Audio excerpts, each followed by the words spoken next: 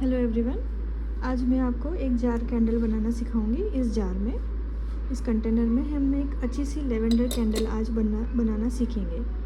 इसके लिए हमें किन किन चीज़ों की ज़रूरत पड़ेगी वो मैं पहले आपको डिटेल में बता देती हूँ। ऑफ कोर्स हमें उसके लिए एक जार लगेगा, so this is the jar. एक वेइंग मशीन लगेगी।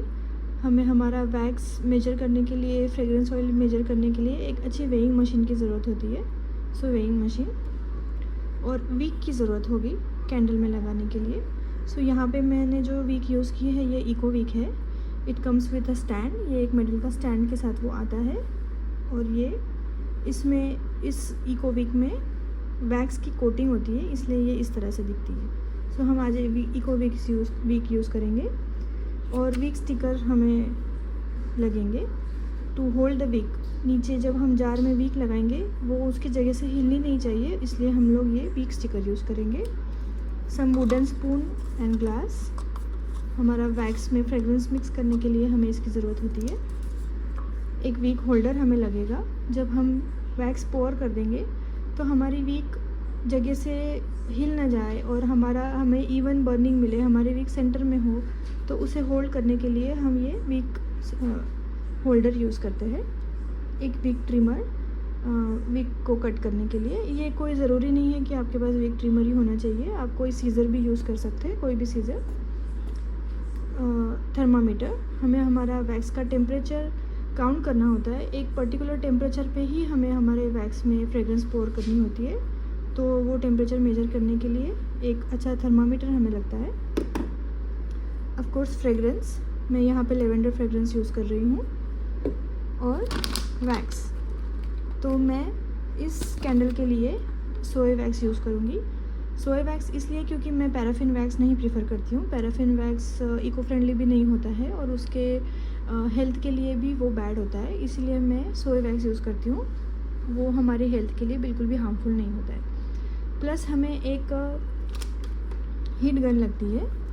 इसके यूजेस जब हम कैंडल बनाएंगे तब आप देख पाओगे कि हीट गन किस लिए यूज़ होती है। और एक हमें सेटअप लगता है टू बॉयल आवर वैक्स।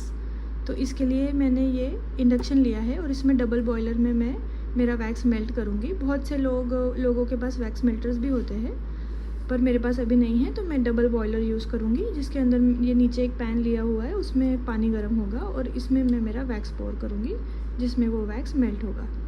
तो चलिए शुरू करते हैं। तो मैं आज आपको पूरा डिटेल में जार कैंडल बनाना सिखाऊंगी। कितना हमें वैक्स लेना होता है, कितना हमें फ्रेगरेंस ऑयल लेना होता है, उसका एक पूरा मैथ्स होता है। तो आज मैं आपको वो डिटेल में पूरा मैथ्स समझाऊंगी, ताकि आप घर पे भी अगर आप चाहते हैं कोई कैंडल बनाना तो आप बना पाए। तो उसके लिए हम पहले वेइंग मशीन ले लेंगे और उस पर हमारा जार रख देंगे और इस वेइंग मशीन को हम 0 पे सेट कर देंगे। और अब हम इसमें वाटर पोर करेंगे।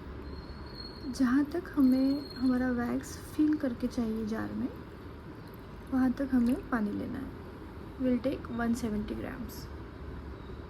हम इस जार पानी निकाल लेंगे और इस जार को सूखने रख देंगे।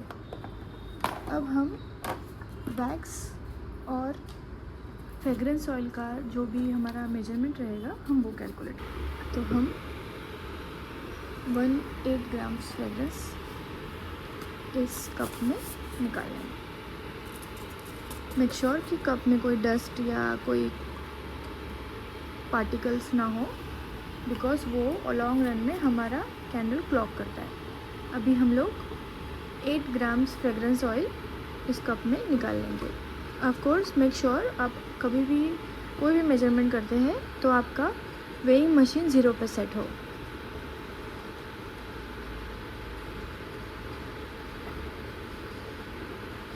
एट ग्राम्स परफेक्टली हमारा फ्रेगरेंस ऑयल निकल गया। Now let's wait for the wax to get okay. जब तक हमारा वैक्स मेल्ट होता है हम हमारा जार प्रिपेयर कर लेंगे।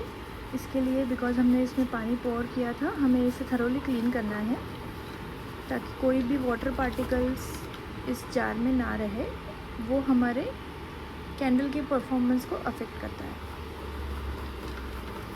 So let's clean it thoroughly.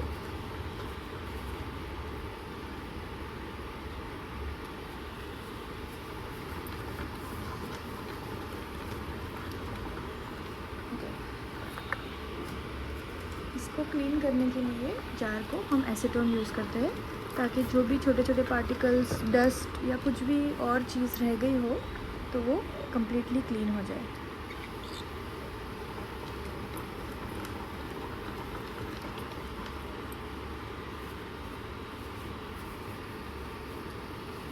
ये जार हमारा क्लीन हो गया है। अब हम इसमें वीक प्लेसमेंट कर लेंगे।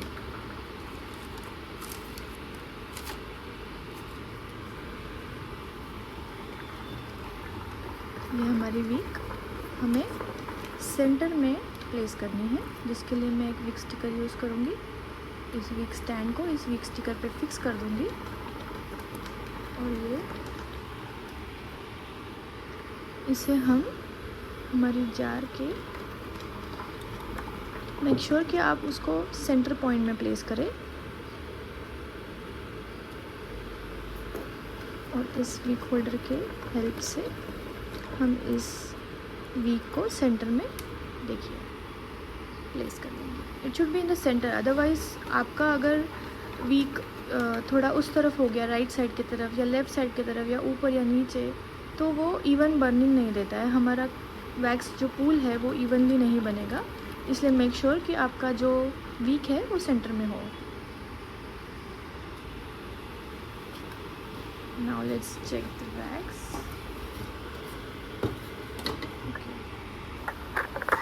तो जैसे कि आप देख सकते हैं हमारा वैक्स कम्प्लीटली मेल्ट हो चुका है।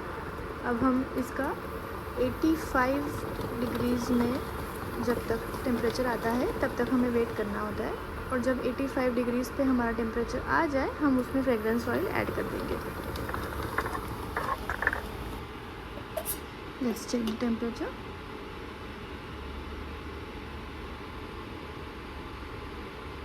Okay, it's dropping. सो हमें इसका टेम्परेचर थोड़ा और डबल बॉयलर में रख के इंक्रीज़ करना होगा।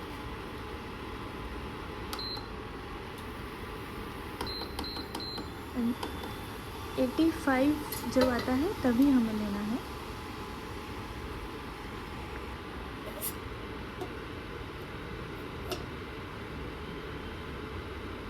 See the temperature is 84.9 which can do। तो हम अब इसे हमारी फ्रेगरेंस ऑयल में मिक्स कर देंगे। स्लोली आपको पोर करना है।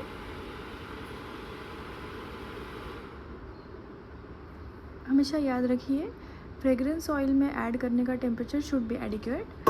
80 से 85 डिग्री के बीच में आप फ्रेगरेंस ऑयल ऐड कर सकते हैं। अगर आपने कोल्ड वैक्स में फ्रेगरेंस ऑयल ऐड कर दिया तो उसका सेंट थ्रो इतना अच्छा नहीं होगा।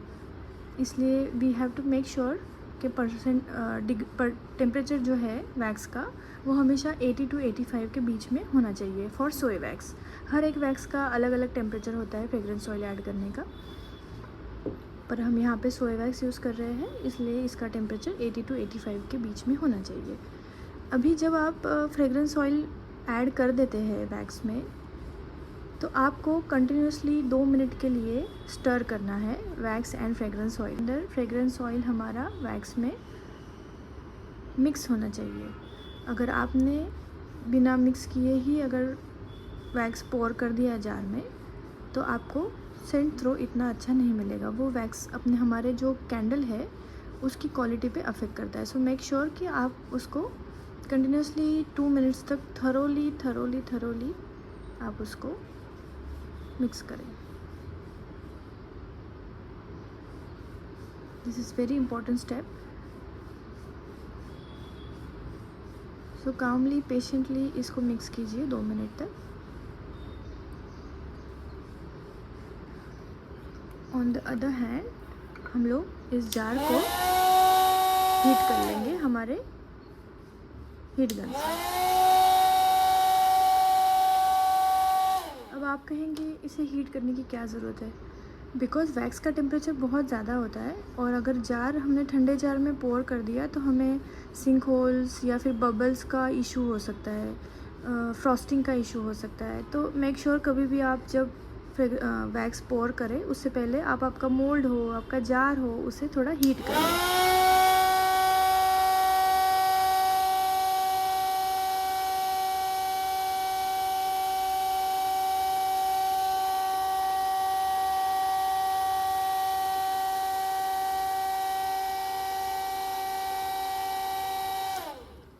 सी मैंने मेरा जार हीट कर लिया है completely. Now let's pour the wax into the jar.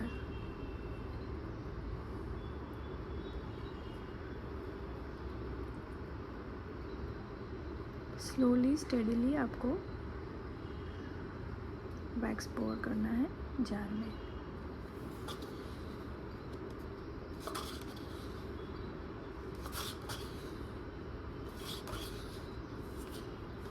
C.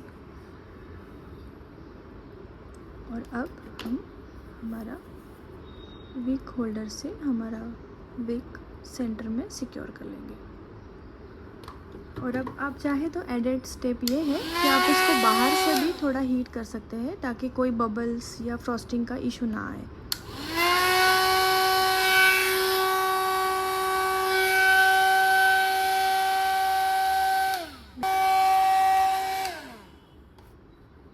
So we are done here. हमारा ये लेवेंडर फ्रेगरेंस जार कैंडल अभी हम सेट होने के लिए रख देंगे. कम फॉर द पार्ट 2 जहाँ पे मैं आपको इसका स्टिकर और इसका आफ्टर रिजल्ट्स वो क्योर होने के बाद कैसा लगता है वो आपको मैं दिखाऊंगी. Thank you so much.